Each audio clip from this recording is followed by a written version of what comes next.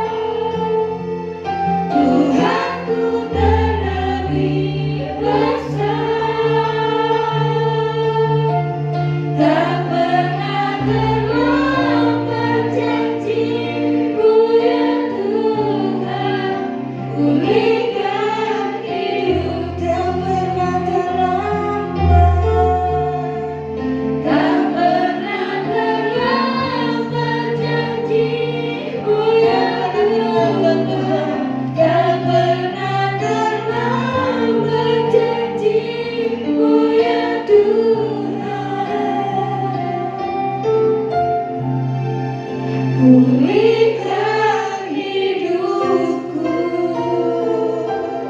Yes, terima kasih.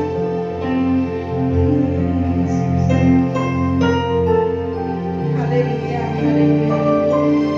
Benar Tuhan, Tuhan tidak pernah terlambat menepati janji-Mu dalam kehidupan kami. Inilah yang menjadi kesukaan dan kekuatan kami Tuhan.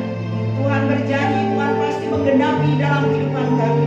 Pada pagi hari ini kami mengimani janji Tuhan. Ketika kami berkumpul bersama-sama, Tuhan hadir di tengah-tengah kami. Ada kuasa Allah mengalir, ada berkat tercurah, dan umat Tuhan dipulihkan dan diberkati oleh Tuhan. Dan pujilah nama Tuhan. Kami bersyukur Tuhan sebelum kami memulai ibadah ini, karena penyertaan, kebaikan, dan berkat-berkat yang sudah kami terima. Kesehatan daripada Tuhan memampukan kami untuk datang ke rumah Tuhan. Sekarang Tuhan kami persilakan kuasa Tuhan mengambil alih ibadah kami. Di dalam pengudusan daripada darah Yesus Kristus, kami memuji menyembah Engkau. Kami mendengar firman Allah dan kami diberkati oleh Tuhan. Allah kami yang kudus memberkati kami. Allah kami yang kudus berkarya di tengah ibadah kami. Ikhlas sebabnya dengan iman kami mengatakan, di dalam nama Tuhan Yesus kami membuka ibadah kami pagi hari ini. Dan yang siap diberkati bersama-sama kita katakan amin. Masih semangat ya, kami bersukacita akan membuka segala kebaikan Tuhan dan merasakan kebaikan Tuhan. Pecahkan di hati.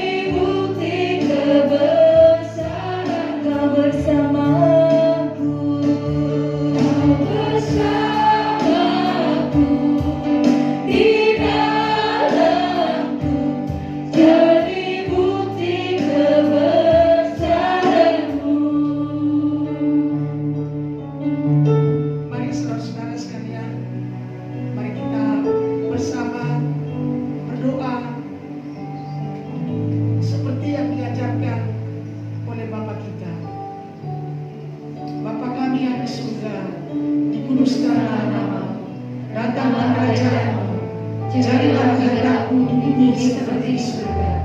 Berikanlah kami pada hari ini makanan kami yang secukupnya, dan ampunilah kami akan kesalahan kami, seperti kami juga mengampuni orang yang bersalah kepada kami. Dan janganlah membawa kami ke dalam pencobaan, tetapi lepaskanlah kami daripada yang jahat. Karena Engkau punya kerajaan dan kuasa dan kemuliaan sampai selama-lamanya. Amin. Bapa, terima kasih. Inilah doa yang Kau ajarkan kepada kami. Kami percaya kerajaan Allah turun di tempat ini. Kami percaya kuasa Allah ada di tempat ini, yang membangkitkan setiap roh kami. Yang sakit disembuhkan, yang lemah dikuatkan. Kami berdoa hora masikara. Berdoa untuk jemaat-jemaat yang saat ini sakit, sembuhkan dalam nama terikat dengan kemalasan dan kebodohan, kami patahkan di dalam nama Yesus. Terima kasih buat kehormatan yang diberikan oleh Ibu Gembala Tante Ibu Ketum di tempat ini Tuhan. Terima kasih berkati beliau dalam pengembalaan di tempat ini. Tentu itu tidak mudah Tuhan, tapi bersama Tuhan kami bisa kuat. Bersama Tuhan kami percaya dapat melakukan perkara-perkara yang ajaib, perkara-perkara yang besar terjadi di tempat ini bagi setiap anak-anak Tuhan. Lebih baik satu hari di rumah Tuhan daripada 1000 hari di tempat lain. Terima kasih Tuhan. Kami percaya Tuhan sudah menyucikan dosa-dosa kami dan mengampuni kami. Haleluya. Amin. Puji Tuhan. Silakan. Ya, permisi saya buka masker karena kurang jelas kalau saya ngomong ya. Puji Tuhan. Shalom. Ya, terima kasih buat Tante Getut, merupakan senior kami juga ya, menjadi gembala di tempat ini. Terima kasih, saya menggembalakan di Gereja Citra 1 ya, dan ini kali kedua saya berkhotbah di tempat ini, dan tema khotbah yang diberikan kepada saya masih berhubungan dengan makna kebangkitan Yesus Kristus. Karena ada satu nyanyian yang berkata, sebab dia hidup ada hari esok. Kalau tidak ada Yesus, saya percaya kita tidak ada pengharapan. Tapi karena ada Yesus, saudara ada di tempat ini karena ada pengharapan. Coba katakan ke kiri kananmu, Yesus ada, jadi ada pengharapan. Yesus ada, jadi ada pengharapan. Oke, puji Tuhan. Alangkah baiknya kita membaca Alkitab kita bersama-sama, walaupun ini mungkin sudah lama atau sering kita baca, yaitu di dalam Matius pasal 28 ayat 1 sampai 15. Ya, supaya kita bersemangat, mari kita bangkit berdiri untuk membaca firman Tuhan ini, supaya kita tidak ngantuk. Jadi pada saat kita berdiri, semua berdarah-darah kita bisa lancar. Amin. Ya, saya membaca ayat genap, ayat ganjil. Bapak Ibu membaca ayat yang genap. Kebangkitan Yesus. Setelah hari Sabat lewat, menjelang menyingsingnya fajar pada hari pertama minggu itu, pergilah Maria Magdalena dan Maria yang lain menengok kubur itu. Maka terjadilah gempa bumi yang hebat, sebab seorang malaikat Tuhan turun dari langit dan datang ke batu itu dan menggulingkannya, lalu duduk di atasnya. Wajahnya bagaikan kilat dan pakaiannya putih bagaikan salju. Dan penjaga-penjaga itu gentar ketakutan dan menjadi seperti orang-orang mati. Akan tetapi malaikat itu berkata kepada perempuan-perempuan itu, janganlah kamu takut, sebab aku tahu kamu mencari Yesus yang disalibkan itu. Ia tidak ada di sini, sebab Ia telah bangkit, sama seperti yang telah dikatakannya. Mari, lihatlah tempat Ia berbaring. Dan segeralah pergi dan katakanlah kepada murid-muridnya bahwa Ia telah bangkit dari antara orang mati. Ia mendahului kamu ke Galilea. Di sana kamu akan melihat Dia. Sesungguhnya aku telah mengatakannya kepadamu. Mereka segera pergi dari kubur itu dengan takut dan dengan sukacita yang besar, dan berlari cepat-cepat untuk memberitahukannya kepada murid-murid Yesus. Tiba-tiba Yesus berjumpa dengan mereka dan berkata, salam bagimu. Mereka mendekatinya dan memelukkannya serta menyembahnya. Maka kata Yesus kepada mereka, jangan takut, pergi dan katakanlah kepada saudara-saudaraku, supaya mereka pergi ke Galilea, dan di sanalah mereka akan melihat aku. Ketika mereka di tengah jalan datanglah beberapa orang dari penjaga itu ke kota dan memberitahukan segala yang terjadi itu kepada imam-imam kepala. Dan sesudah berunding dengan tua-tua, mereka mengambil keputusan lalu memberikan sejumlah besar uang kepada serdadu-serdadu itu. Dan berkata, kamu harus mengatakan bahwa murid-muridnya datang malam-malam dan mencurinya ketika kamu sedang tidur. Dan apabila hal ini kedengaran oleh orang negeri, kami akan berbicara dengan dia, sehingga kamu tidak beroleh kesulitan apa-apa. Mereka menerima uang itu dan berbuat seperti yang dipesankan kepada mereka, dan cerita ini tersiar di antara orang Yahudi sampai sekarang. Puji Tuhan. Terima kasih buat pembacaan. Silakan duduk. Saya telah diberikan judul yaitu kuasa atau makna kebangkitan dari Kristus. Ada beberapa hal yang kita bisa lihat dari firman Tuhan mengenai makna kebangkitan Kristus. Saudara bisa bayangkan kalau Yesus tidak bangkit, saudara-saudara tidak akan jadi apa-apa. Saudara-saudara tidak akan ada cerita tentang kematian atau tentang kebangkitan Yesus. Hidup kita akan berjalan seperti apa yang kita mau. Hidup kita tidak punya norma, tidak punya etika, dan tidak punya moral. Tapi ketika Yesus datang ke dunia ini, Allah mengubah segala paradigma orang-orang Yahudi pada saat itu. Karena orang Yahudi ada dua pembagian orang Yahudi. Yang pertama, orang Farisi dan orang Saduki. Orang Farisi pada umumnya adalah golongan kaum bangsawan, kaum orang-orang kaya yang mengetahui firman Tuhan, dan mereka adalah orang terpelajar. Tapi mereka juga setia beribadah, tapi juga mereka juga setia membayar perpuluhannya. Tetapi mereka tidak percaya bahwa Yesus itu akan mati dan bangkit kembali. Mereka juga sering berada di sinagoge, tempat pertemuan orang-orang percaya. Mereka juga membahas tentang kedatangan Isa yang kedua kalinya. Tetapi pada waktu Yesus disalibkan, yaitu Kayafas yang merupakan imam besar, dan Herodes yang juga sebagai raja pada saat itu, dan Pilatus yang merupakan juga jenderal pada saat itu yang menghakimi dia, dan mereka tahu bahwa Yesus itu sebenarnya adalah juru selamat. Tapi demi gengsi mereka mau menyalibkan Yesus, karena kita menuliskan Pilatus menyelidiki kesalahan Yesus tidak ditemukan sedikit pun, sehingga dia bilang, saya cuci tangan, artinya saya lepas tangan terhadap orang ini.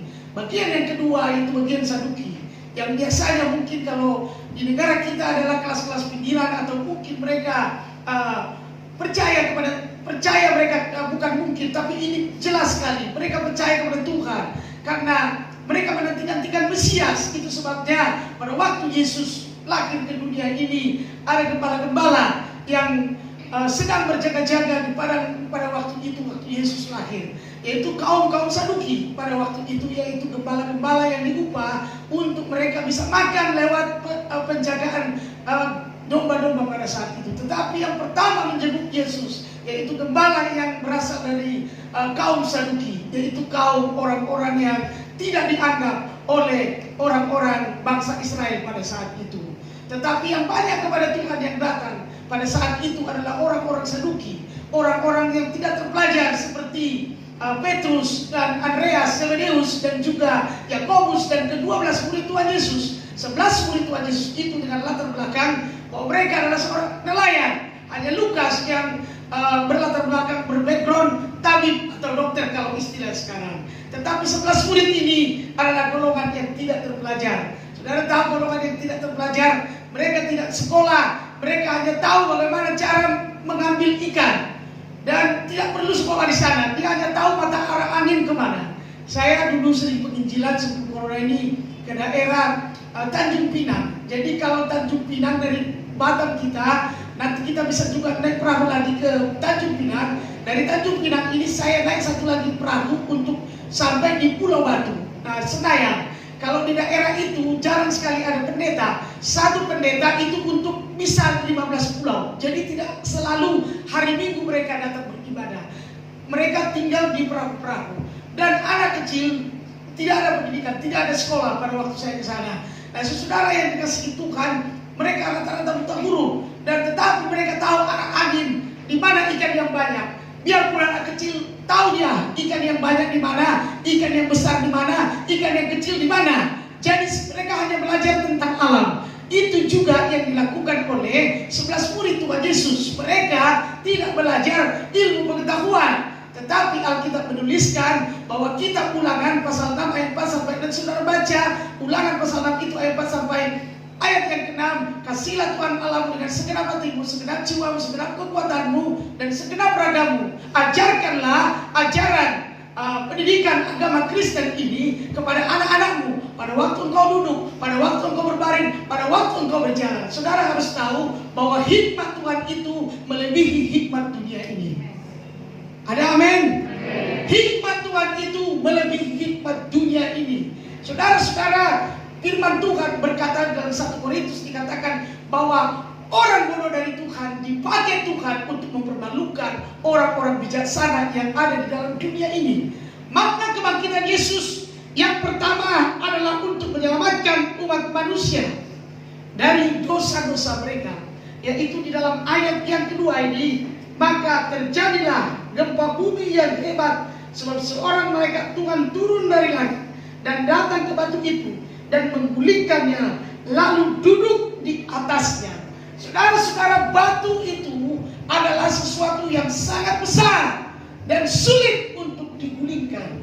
Dan kita tahu ada banyak teori-teori yang berkata, baik kalau kita belajar dari berbagai hal, dikatakan bahwa Yesus Kristus itu tidak mati, tapi dikatakan itu hanya muridnya saja. Karena ada tadi dikatakan dalam Dusta Mahkamah Agama ini bahwa para prajurit-prajurit itu juga dibayar supaya mereka mengatakan bahwa Yesus itu tidak bangkit. Dan itu politik zaman dulu tidak jauh beda dengan politik zaman sekarang di seluruh dunia. Pembohongan publik dilakukan supaya orang tidak datang kepada Yesus. Tetapi beruntunglah saya dan saudara menemukan satu jalan keselamatan. Dunia makin rusak. Oleh sebab itu saudara, carilah Tuhan, maka kamu akan hidup. Amin. Kebangkitan Yesus ini yang pertama menyelamatkan kita. Batu yang besar telah terguling. Apa yang menindih kita saat ini? Persoalan beban yang mungkin kita nggak bisa atasi. Baik mungkin kalau kita zaman ini semakin sulit, keuangan semakin sulit, pendapatan mungkin semakin sulit, lapangan pekerjaan semakin sulit. Orang kalau zaman dulu kita lihat, nggak usah zaman dulu, sebelum corona, berlomba-lomba orang untuk membangun sekolah, orang untuk membangun universitas, orang untuk membangun hebatnya sebuah pendidikan. Bahkan pendidikan bisa dibayar dari mungkin 0 rupiah sampai puluhan juta, sampai ratusan juta. Kalau sekarang saudara, saya sebagai dosen juga, saya lihat semenjak apapun kampus itu sekarang, cukup Anda belajar di rumah daring, cukup 1 jam. Saudara bayangkan yang kita tempuh dulu. Kalau dulu kita di SMA, barangkali kita belajar dulu dari jam 7 pagi atau jam 8, jam 7 pagi sampai jam 1 siang, betul nggak? Belum lagi ada ekstrakurikuler yang kita harus kerjakan. Kalau sekarang cukup Anda belajar di rumah saja. Itu membuat kita mungkin juga pusing. Karena banyaknya sekarang promosi yang murah-murah, jatuh semua ya kan. Saya tinggal di Komplek Citra 1, ada 2 sekolah yang besar tutup. Kenapa? Saya tanya kepada ketua yayasannya, nggak masuk di akal. Hutang udah banyak di bank. Kita berani bangun sekolah ini karena kita percaya kita pasti untung. Sekarang kita sudah untung. Saudara, tidak ada yang bisa memprediksi kehidupan ini. Oleh sebab itu, yang pertama-tama, saudara, datang kepada Tuhan. Di dalam Tuhan ada kepastian hidup yang kekal. Walaupun mungkin kita nggak banyak di sini, tapi paling tidak saudara sudah ikut memaknai kebangkitan Yesus Kristus. Artinya dari kita diselamatkan, yang kedua menghargai Tuhan. Artinya persembahkan, Roma 12 ayat 1 sampai 2, persembahkanlah tubuhmu sebagai persembahan yang hidup, yang kudus dan yang berkenan kepada Tuhan. Saudara-saudara, banyak yang terlelap seperti Yesus ketika lahir. Ada nyanyian malam kudus, hanya 2 yang terbangun, tetapi saat itu dunia terlelap. Saudara, kemana semua orang? Padahal sudah diberitahukan bahwa juru selamat akan lahir ke dunia. Tetapi lagu malam kudus membuktikan cuma 2 yang terbangun, yang berjaga, yaitu Maria dan Yosef. Terlelap artinya tidak tahu apa yang terjadi. Saat ini kita nggak tahu yang terjadi, tapi saudara mengetahui hari esok itu ada artinya, karena Yesus sudah bangkit dan memberikan satu kepastian dan pengharapan bagi kita. Beri kemuliaan bagi Tuhan. Kemudian yang kedua dari kuasa kebangkitan ini adalah janji Tuhan, ya dan amin, di dalam ayat yang ke-6. Ia tidak ada di sini sebab ia telah bangkit, sama seperti yang telah dikatakannya. Marilah, lihatlah tempat dia berbaring. Artinya Tuhan sudah berkata, aku akan mati dalam 3 hari, tapi saya juga akan bangkit. Gak ada yang percaya saat itu. sampai prajuritnya itu meludahi dia. Selamatkanlah dirimu. Kamu berkata kamu adalah Mesias, selamatkan dirimu. Kemudian Tuhan berkata, aku haus. Dikasih air bercampur cuka dan empedu. Itu dicucukkan, dimasukkan ke dalam mulutnya. Dan tidak ada satupun yang percaya bahwa Yesus bangkit. Tapi apa yang keluar dari mulut Tuhan Yesus itu akan terjadi. Kok cuma ibu gembalanya yang memastikannya? Amin. Mengapa saya tadi berdoa Bapak kami? Datanglah kerajaanmu, jadilah kehendakmu. Kalau Jokowi datang ke wilayah kita Cengkareng ini, semua orang pasti mempersiapkan jalan untuk dia. Satu kata yang diucapkan oleh penguasa dunia, pasti orang percaya. Apalagi Yesus Kristus, penguasa di atas segala penguasa, yang punya langit dan bumi. Saudara, mungkin sekarang kita masih muda ya, mungkin banyak yang masih muda. Dulu sama Tante Ketut ketemu mungkin udah 20 tahun yang lalu, tentu sudah berubah semua. Saudara yang cantik, biarpun secantik apa dia, apakah dia tetap cantik? Kalau ada postingan ya di Facebook, bidadari turun dari surga, sekitar mungkin sebelum abad 19, sekarang abad ke-20, tentu sudah beok, nggak ada lagi orang itu. Betul ya? Nggak ada yang membanggakan dunia ini. Coba saudara lihat universitas bangga orang dulu masuk di universitas mewah, ya kan? Tapi sekarang orang tinggal belajar di rumah saja. Ada sih yang belajar di kampus, tapi udah efektif, ya kan? Udah kosong kampus, kosong belajar. Wah, hanya berapa aja mahasiswa yang datang? Di mana semua? Jumbo katanya. Yang bisa hadir sebagian, yang nggak bisa hadir sebagian, ya kan? Wah, ilmu kita sekarang sudah beda dengan ilmu zaman dahulu. Saudara-saudara yang kasih Tuhan, maka masih banyak waktu kita untuk kita mencari Tuhan.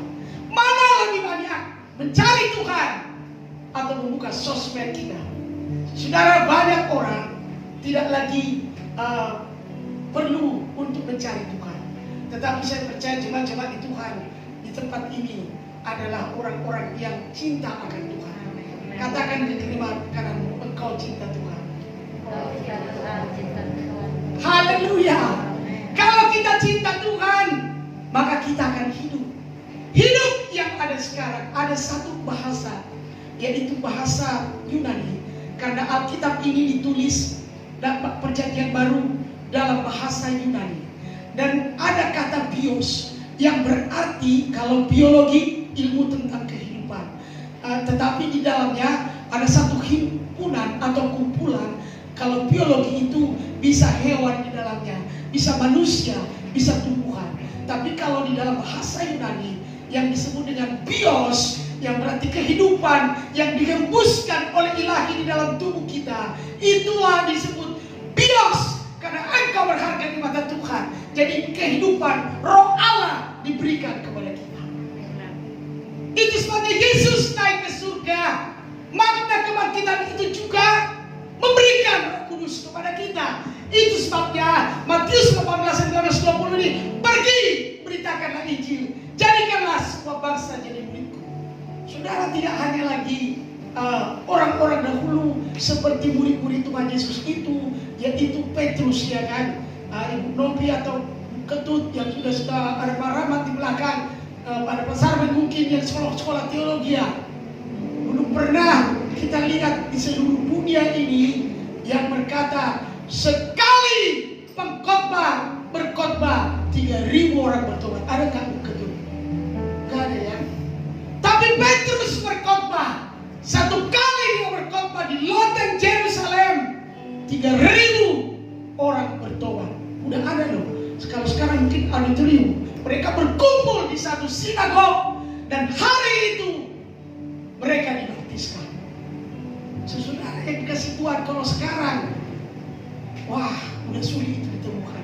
Jangankan 10, 1 pun udah sulit kita baptis itu. Karena orang udah dibutakan oleh dunia zaman. Maka carilah Tuhan supaya kamu hidup.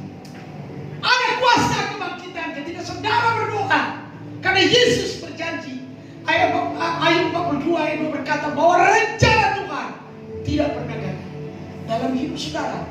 Apa yang saudara tabur dalam pikiran saudara, itu akan tuai dalam tindakan saudara. Kalau saudara tidak bermimpi tentang jiwa-jiwa, tidak bermimpi tentang keselamatan orang-orang, maka itu tidak akan pernah terjadi. Tapi ketika saudara menabur dalam pikiran saudara, pasti saudara akan berubah. Haleluya. Karena ternyata di dunia ini tidak ada yang abadi. Apa yang perlu diributkan orang? Kadang-kadang orang sibuk meributkan harta karun, harta warisan. Orang bisa bunuh-bunuhan, orang bisa mati, orang boleh mati sebelum waktunya hanya untuk memperebutkan harta. Pada waktu dia mati, tante ketut, kuburan itu berapa ukurannya? 2 kali 1 ton, gitu aja kan? Tapi ribut orang karena harta. Saudara, tidak ada yang abadi. Jadi nilai kekekalan kita, bagaimana saudara mengasihi Tuhan? Berapa waktu saudara untuk berdoa kepada Tuhan? Kita kaum pelayan Injil dan para gembala diwajibkan itu untuk membaca firman Tuhan minimal 2 pasal 1 hari. Mengapa? Supaya kita memiliki hikmat Tuhan.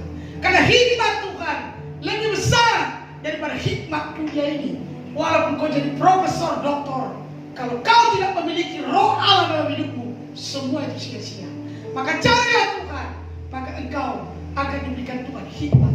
Amsal 1 ayat 7 berkata, takut akan Tuhan adalah permulaan pengetahuan. Takut akan Tuhan. Jadi saudara akan diistimewakan seperti 3 pahlawan Kristus. Daniel, Sadrak, Mesak, Abednego.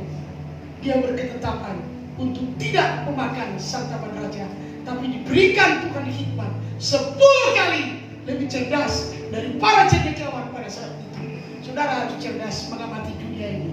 Banyak orang terlelap, tidak mau. Ada lagu ya, karena mungkin di sini juga suka juga ya, karena mungkin zaman makin maju ya, lagu-lagu yang kalau senang ibu-ibu putar ke kiri, nol manis putarlah ke kanan, ke kanan, ke kanan, terus mundur lagi, udah mundur, maju lagi, baru kembali lagi ke tempat yang semula.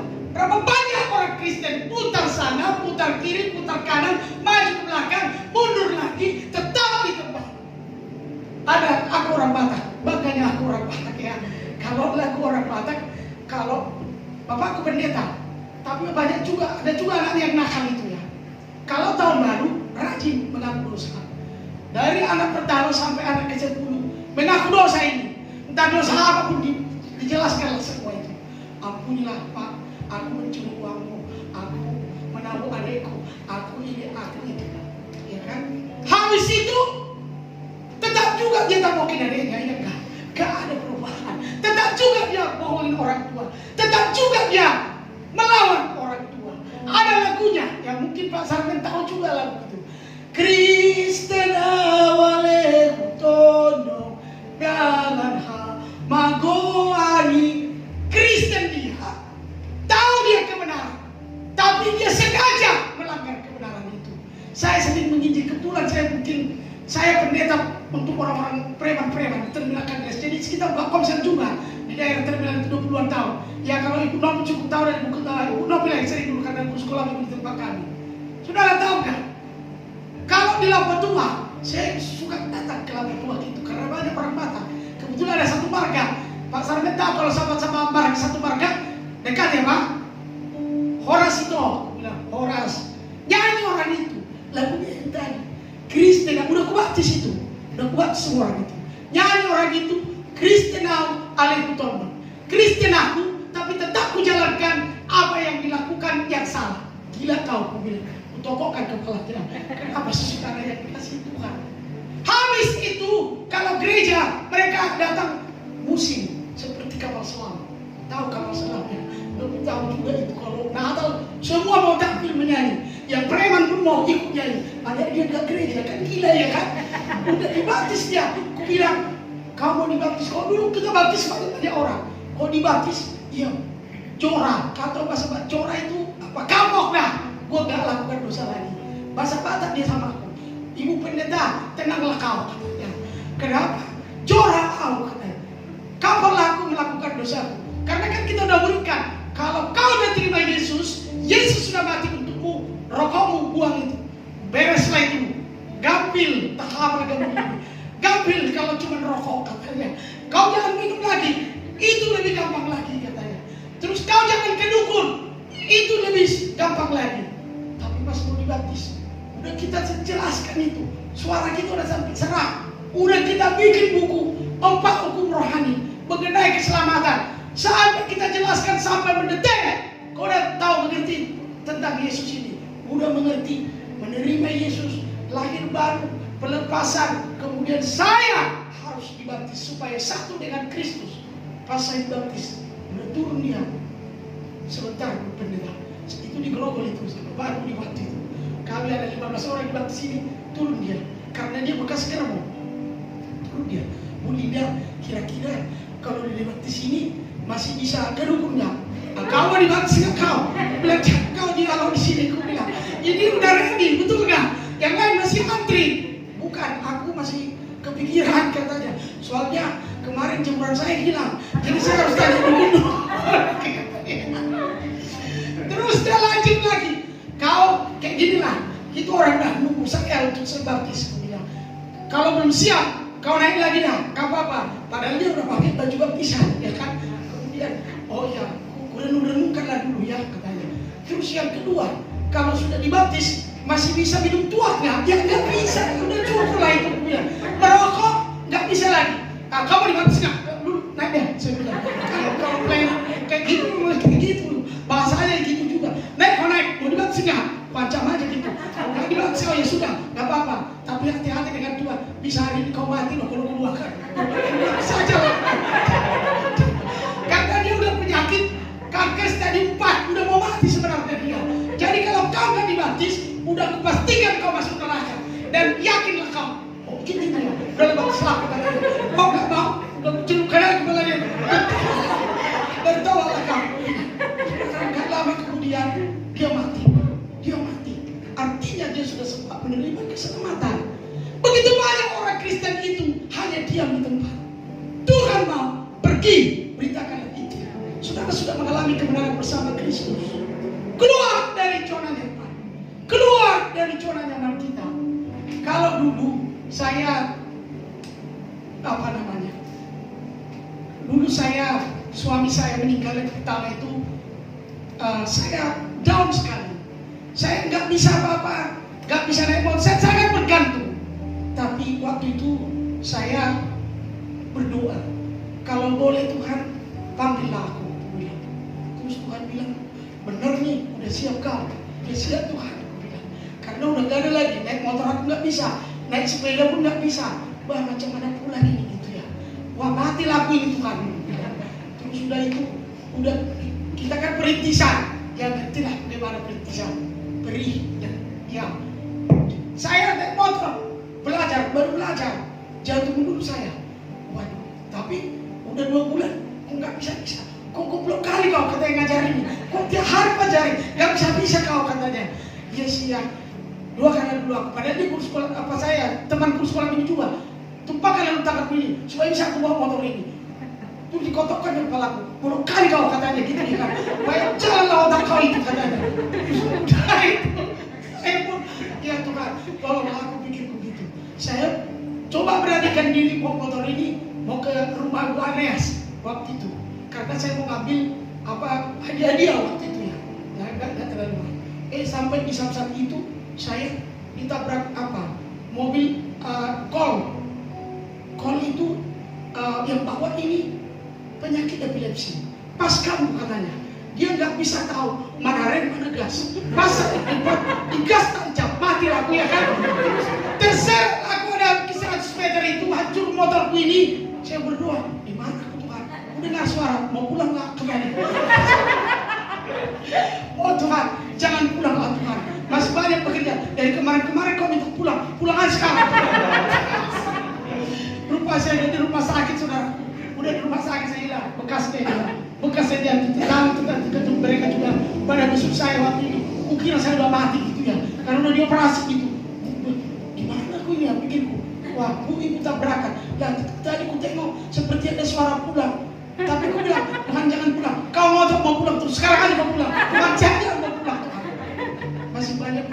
Langsung dikerjakan. Tepuk tangan untuk Tuhan.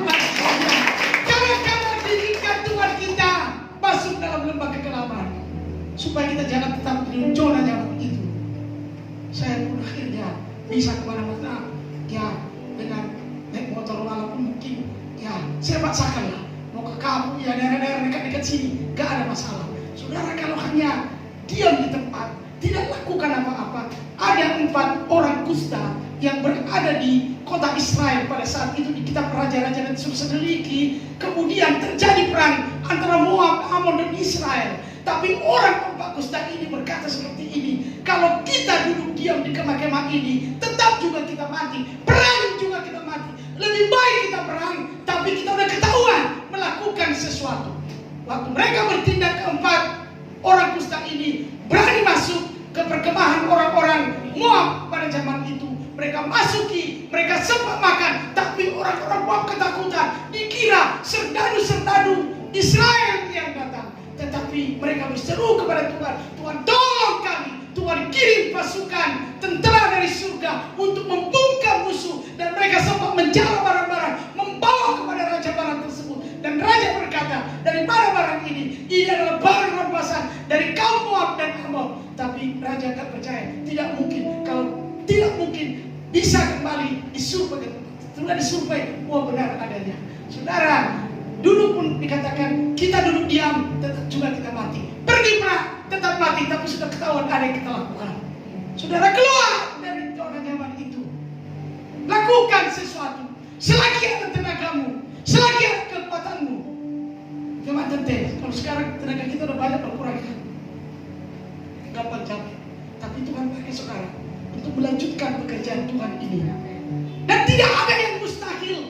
Tadi Novi bilang, wah saya kasihan juga tante Ketut ini. Bentar lagi udah harus ini kontrakan.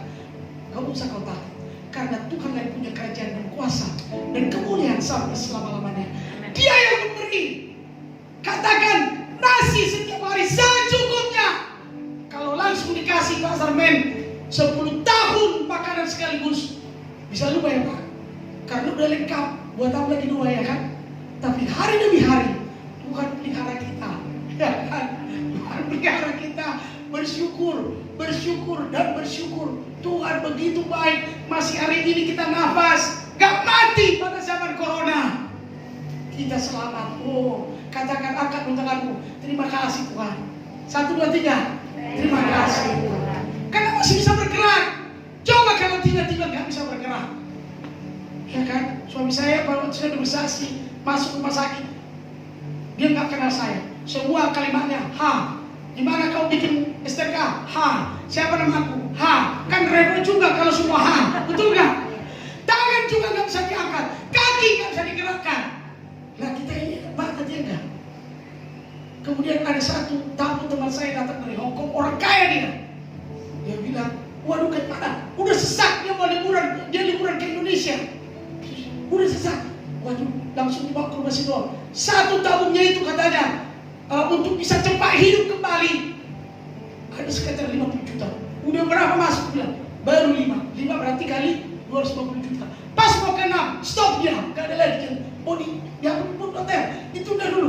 Jangan, matinya jangan di sini, mati di Hong Kong. Mana bisa, betul nggak? Dokter secanggih apa begitu. Terus temanku bilang, wah Linda gimana nih? Kau bisa nggak kubur kali ini? Kalau soal kubur gampang kayak itu punya. Dia paling kesian di Hong Kong itu. Jadi nggak apa-apa saya bilang ya, tapi cari lawyer untuk menyelesaikan surat-suratnya semua. Wah, istrinya nangis. Aduh, harta banyak, nggak bisa menghidupkan katanya.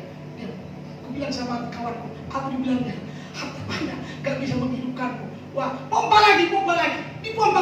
Aku juga ikut.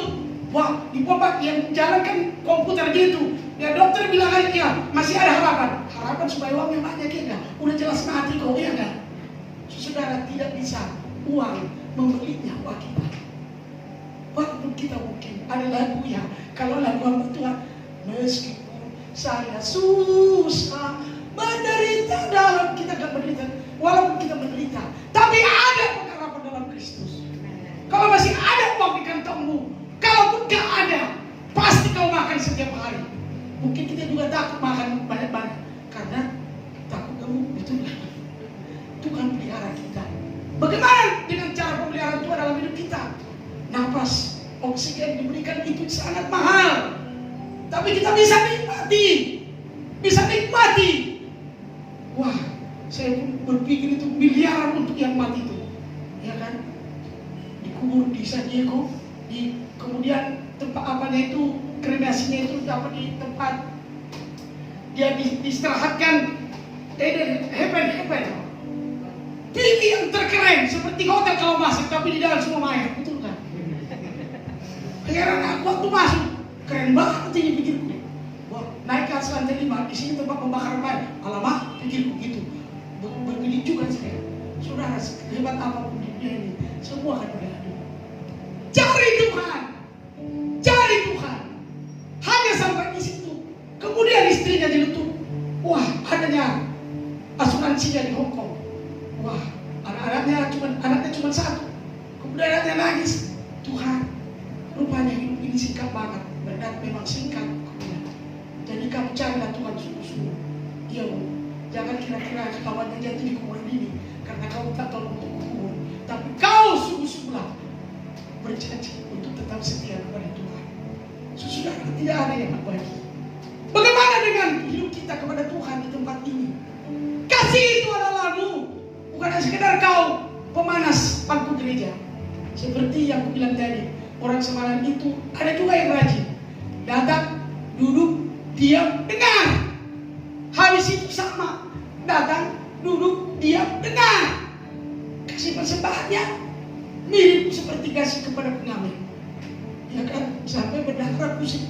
Harga 50.000 perak udara, berupa lemparkan itu kan di dalam. Saudara yang kasih Tuhan, masa kita jadikan Yesus itu seperti pengamen?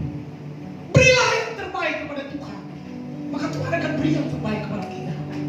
Beri yang terbaik. Saya yakin Tante Ketut sebagai gembala di sini bisa aja dia nyaman di rumahnya. Ada anak-anaknya yang bisa membiayai hidup dia, tapi dia harus datang melayani saudara, dan tidak ada kepastian saudara menggaji dia, tapi ada kepastian di dalam surga. Berikanlah hidupmu untuk pasti kepada Tuhan.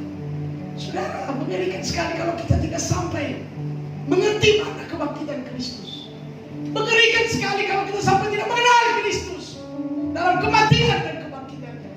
Saudara mengenal dia, saudara pasti mencintai dia apapun yang terjadi, karena firman-Nya seperti mutiara. Firman-Nya adalah emas. Firman-Nya adalah melebihi emas dan perak.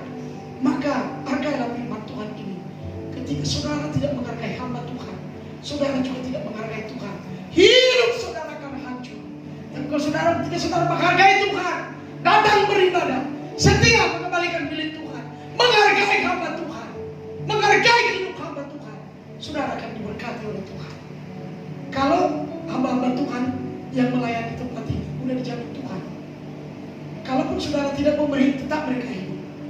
Tetapi tuntutan Tuhan agar saudara berbuat supaya ada mahkota yang saudara dapatkan nanti di surga. Dan sudah Tuhan pastikan bahwa saudara akan diberkati oleh Tuhan. Saudara akan diberkati oleh Tuhan. Saudara sudah diberkati oleh Tuhan. Buktinya saudara hidup sampai hari ini. Tapi jangan hanya sekedar hidup, tapi hiduplah seperti Bios, ada roh Allah dalam hidup saudara untuk memberitakan Injil. Puji Tuhan. Mari kita bangkit berdiri, kita angkat pujian. Kalau hidup untuk Tuhan.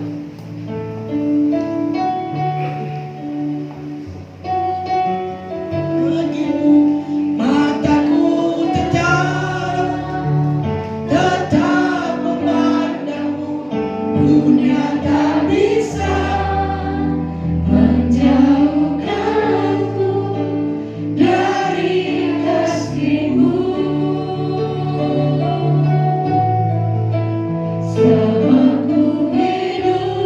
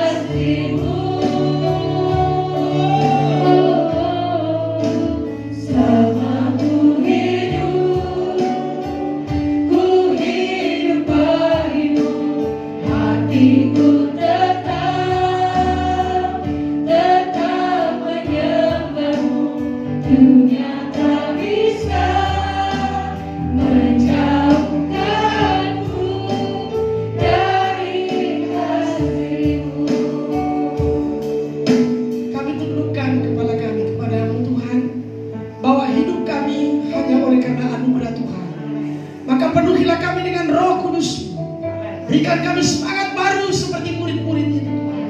Karena Engkau bangkit dan menunjukkan tanganmu yang berlubang dan kakimu yang berlubang kepada murid-murid, dan mereka memastikan Engkau hidup dan bernyawa.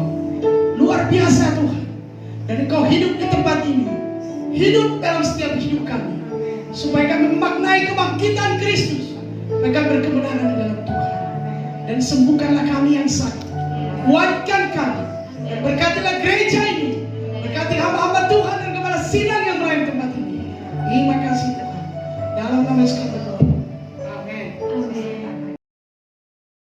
Mari kita setengah hati. Allah Bapa kami yang berada di surga, terima kasih ya Tuhan, Engkau telah memberkati kami melalui firman-Mu yang begitu luar biasa Tuhan.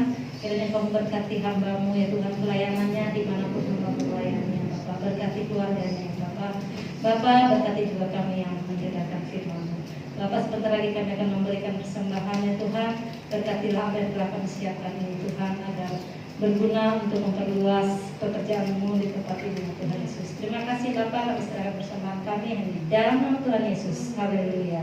Amin.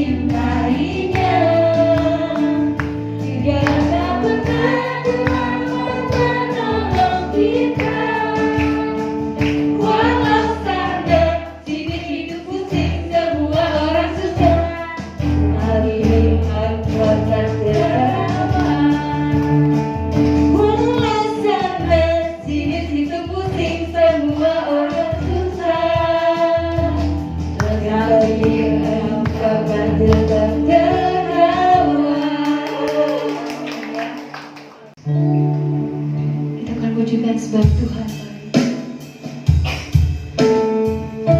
Terima kasih Tuhan buat penyertaan-Mu dalam setiap kehidupan kami Tuhan.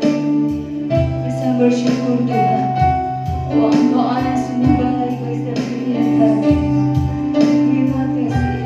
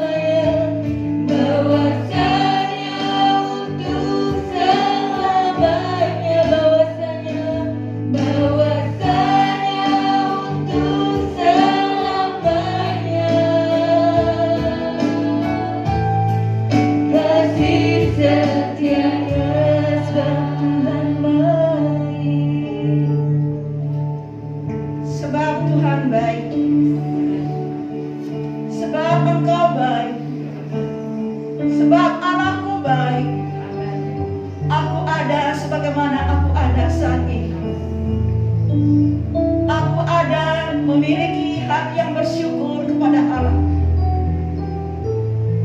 Pengalaman kami bersama Engkau,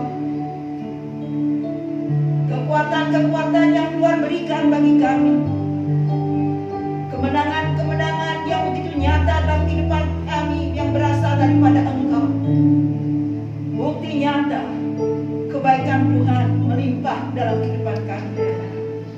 Apapun bagaimanapun situasi kehidupan kami, kondisi kami saat ini, kami bersyukur mempunyai Allah yang tidak pernah tinggalkan kami, yang penuh dengan kuasa kebangkitan yang sudah memberikan kami keselamatan, kuasa kebangkitan yang membaharui kehidupan kami, dan kuasa ini juga menuntun kehidupan kami, memberikan kami kemenangan.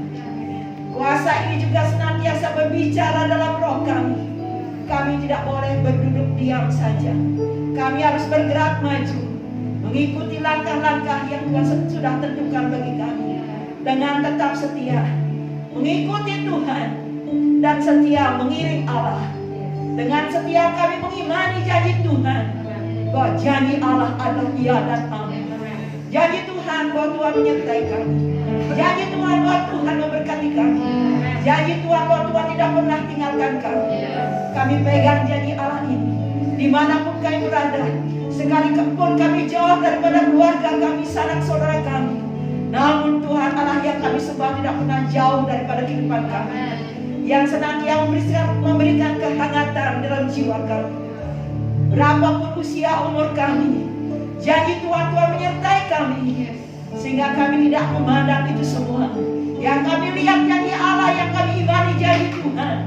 Selama hidup kami, Tuhan tidak akan membiarkan meninggalkan kami. Selalu ada berkat dari Tuhan bagi kami. Selalu ada janji Tuhan digenapi dalam kehidupan kami. Tuhan kuatkan kami, Allah mampukan kami, supaya kami tidak menjadi lemah. Kuasa kebangkitan itu memberikan kami kekuatan. Kuatkan iman kami Allah. Kuatkan jemaat Tuhan setelah mendengar kesebagian daripada firman. Tuhan Yesus berkati hamba Tuhan yang sudah melayani Engkau. Mulai daripada pembicara Bapak dan Ibu Pendeta Linda Pengaribuan. Begitu juga dengan WL Singer, pemuji, pemain musik, Asia dan juga bagian multimedia. Tuhan memberkati mereka. Demikian juga Engkau memberkati semua jemaat yang sudah hadir. Tuhan tolong kami. Pegang hidup kami Allah. Jangan izinkan kami menyimpang ke kanan dan ke kiri. Supaya berkat-berkat Tuhan tetap kami alami dan mengalir bagaikan sungai yang tidak pernah kering. Oleh karena janji Allah, oleh karena kami melakukan perintah Allah. Tuhan, apabila setelah kami meninggalkan ruangan ini, kami punya rencana untuk keluar atau kemanapun kami pergi. Bahkan besok hari libur, Tuhan juga memberikan kami kesempatan untuk menikmati janji Tuhan, menikmati berkat Allah. Dimanapun kami berada, kiranya Tuhan terus menyertai kami. Jangan tinggalkan kami Allah. Inilah doa permohonan kami kepadamu, yang paling menyedihkan, yang paling menakutkan dalam hidup kami. Apabila roh Allah meninggalkan kami, Tuhan jangan sampai itu terjadi. Pada sebab itu Allah, izinkan hati ini Tuhan terus melekat kepadamu, sehingga kami terus dibawa oleh Tuhan naik, bukan turun. Terpujilah nama Tuhan. Memberkati semua jemaat yang sudah hadir. Memberkati Tuhan persembahan yang sudah dibawa oleh anak-anak Tuhan. Persembahan persepuluhan, persembahan janji iman, persembahan ucapan syukur, bahkan persembahan yang sudah mereka bawa lewat ibadah yang pertama dan kedua. Tuhan tolong kami, berkati persembahan ini, supaya kami tetap bisa bersaksi, menyaksikan bahwa Allah kami, Allah yang hidup, yang memelihara kehidupan kami. Bapak Ibu yang dikasih oleh Tuhan, saudara yang diberkati oleh Tuhan, sekarang angkatlah kedua tanganmu dan terimalah berkat Allah. Kekuatan kemenangan daripada Allah Bapa di surga melalui Yesus Kristus, cinta kasih daripada Tuhan Yesus dan persekutuan dengan Roh Kudus akan terus mengikuti hidupmu, dan engkau diberkati oleh Allahmu mulai saat ini sampai selama-lamanya.